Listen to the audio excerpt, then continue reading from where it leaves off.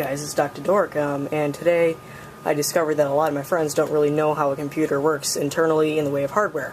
So today we're going to be doing a video on how everything in the computer works. So we have here a motherboard. This is just an old standard motherboard. Actually, you can tell it's very old as it does not have any SATA connectors. So the first thing we are going to put into this and show you how it works is a processor. This is well, it's coated in crap, but it's an Intel Pentium 4 2.4 gigahertz processor. So it's pretty old, but it functions, so we can use it as an example.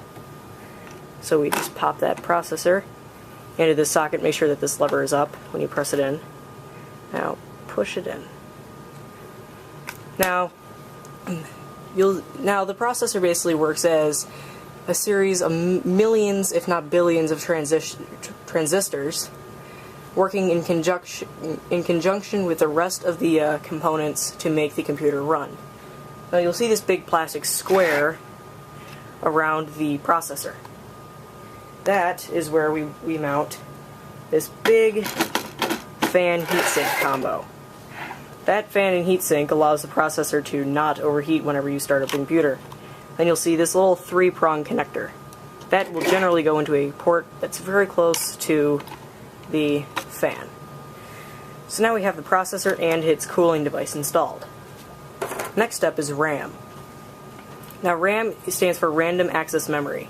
It's basically what allows the computer to store data for a short amount of time as it's going from component to component. So say we're sending data between the processor and the hard drive. It'll basically be shooting through the RAM at extremely high speeds. It's like swap data. It allows you to transfer data, and the more you have, the more you can send. And the higher the frequency, go in! Huh. Oh, that's my problem. I've been trying to put it in backwards. And the higher the frequency of the RAM, you can see that this is 133 megahertz RAM, which is very, very slow by today's standards. That's how fast you can send data. So really there's two factors in determining how good your RAM is. How fast it is, and how much it can store. So pop those in. So now we have the RAM and the processor, and you know how both of those work. So now we will move on to these big bits of header pins. Now these two big ports are called IDE ports. Those allow you to interface things like this hard drive to it. So you can use an IDE cable, like this one. Plug that into one of the IDE connectors, if it'll go in. Oh, I had it backwards. And then you can take that cable and connect it to the hard drive.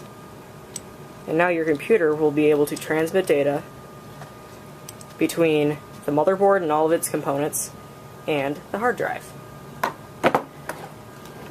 Now IDE is very useful in allowing you to interface other things like this big old DVD-ROM drive. So we can also hook this one up via IDE.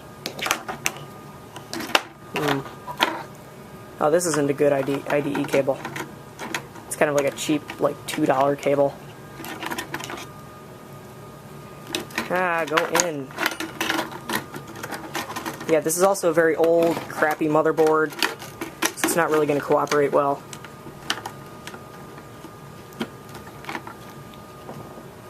So we can now plug that in to the CD-ROM drive.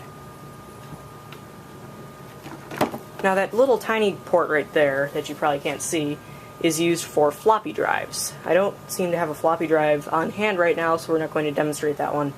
But it uses a smaller version of a IDE cable.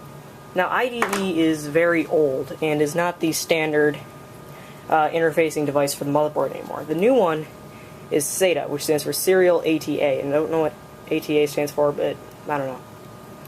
This is what a SATA cable looks like, and here is a SATA hard drive. You can see that the port is much smaller, and it is also able to transmit data much faster. So now we can move on to, let's go with PCI cards. PCI card stands for PC Interface Card. If I can find one, I will show you how they work.